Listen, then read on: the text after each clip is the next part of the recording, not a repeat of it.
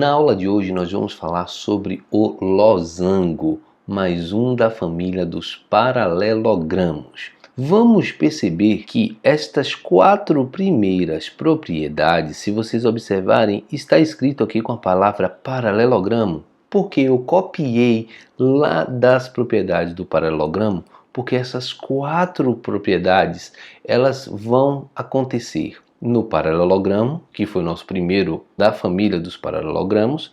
Depois elas também aconteceram no retângulo. Vocês devem ter percebido que eu copiei isso aqui também nos retângulos. Só que nós temos uma quinta propriedade no retângulo que é diferente desta daqui. Prestem bem atenção, esta quinta e esta sexta propriedade são exclusivas do losango. Vamos lembrar de onde a gente pegou esse losango. Ele foi construído com a junção de dois triângulos isósceles, mas como esse lado aqui, que é o lado diferente, ficou aqui para dentro como diagonal, ele está sendo desconsiderado como lado do quadrilátero. Então, o losango é um quadrilátero que tem os quatro lados congruentes. Mas nunca confundam ele com o quadrado, certo? O quadrado também tem os quatro lados congruentes, só que possui ângulos de 90 graus que o losango não possui. Então, a gente vai fazer o quê? Vamos começar colocando as medidas aqui dos lados deste meu losango. Então vamos botar um tracinho, um tracinho, um tracinho, um tracinho, que é o mesmo aqui. Observem que eu estou usando o mesmo losango nas três figuras, só que com algumas marcações diferentes, como vocês podem observar. Eu estou pegando essa diagonal maior, na outra eu estou pegando esta diagonal menor e na terceira figura eu estou pegando as duas diagonais. Vou nomear aqui o nosso losango A, B, C, D. Também da mesma forma aqui é o mesmo A, B, C, D. Aqui também A, B, C e D. Vamos lá. A quinta propriedade do retângulo dizia que as diagonais tinham a mesma medida. Aqui não vai acontecer. A gente vai ver que essa diagonal AC ela tem medida diferente da diagonal BD. Vocês poderiam pensar assim: Beni, isso é notório, isso está muito fácil de perceber. Só que a gente tem que provar isso matematicamente, não basta ficar apenas no que aparenta ser. Vamos começar com esse losango aqui mais à esquerda.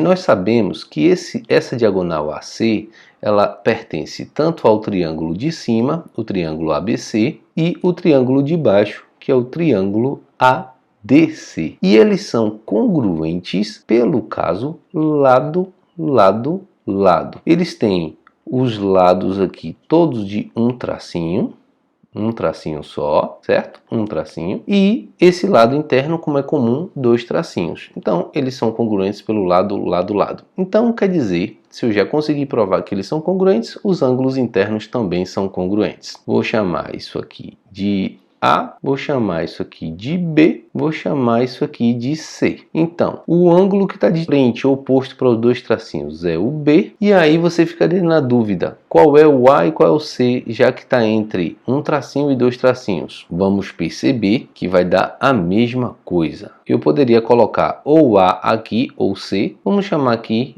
de A e C, independente, certo? Só que se nós espelharmos, se você quisesse também colocar aqui Beni, eu acho que é o A. Eu acho que é o A. Não tem problema. Vamos provar que vai dar a mesma coisa. Se você disser que aqui é o A e aqui é o C. Então nós temos dois triângulos congruentes. A mesma coisa vai acontecer aqui. Esse daqui, se vocês observarem, ele vale 2C. Esses aqui. Esse do lado de cá, ele vale 2A. Esses daqui eu não sei, eu vou chamar esse de X por enquanto, porque vocês poderiam pensar, Beni, será que não é B sobre 2? A gente vai ver isso já já. Eu vou chamar esse aqui de Y. E eu vou chamar esse lado aqui, BD, de 3 tracinhos. Observem que eu consigo provar que o triângulo ABD, acompanha os vértices, ele é congruente ao CBD. CBD. Por qual caso, Beni? Lado, lado, lado. Os lados de um tracinho e o lado de 3 tracinhos. Então, se isso é congruente, isso aqui vai ser X ou Y. Vamos colocar Y. E esse aqui nós vamos colocar X ou Y. Mas observe, esse ângulo daqui era igual ao de baixo. Se você colocar x e x, x e x, y e y. Esse lado aqui era 2C e aqui é 2A. Mas como eles são congruentes, eles têm que ter o mesmo ângulo. Então posso trocar isso aqui por 2A. Ou seja, a gente já viu que os ângulos, primeiro, os lados opostos são congruentes, a gente já viu, os ângulos opostos são congruentes.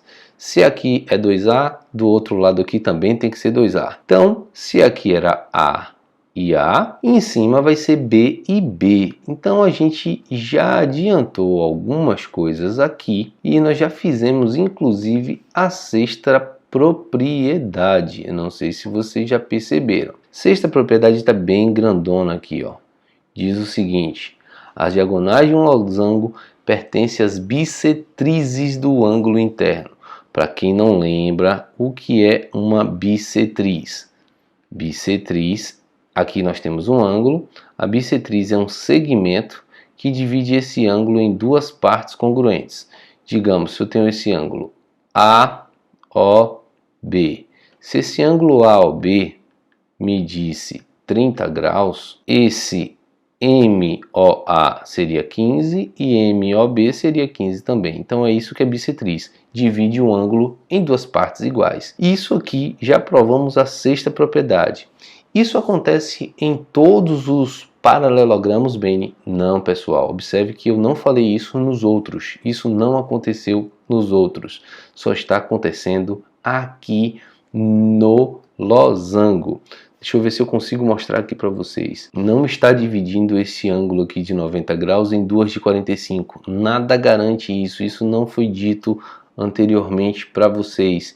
E também no paralelogramo, esse ângulo daqui não está sendo dividido ao meio. Se nós não provamos isso e provamos isso aqui, essa propriedade sexta só é válida para o losango. Então eu vou colocar aqui o seguinte: A.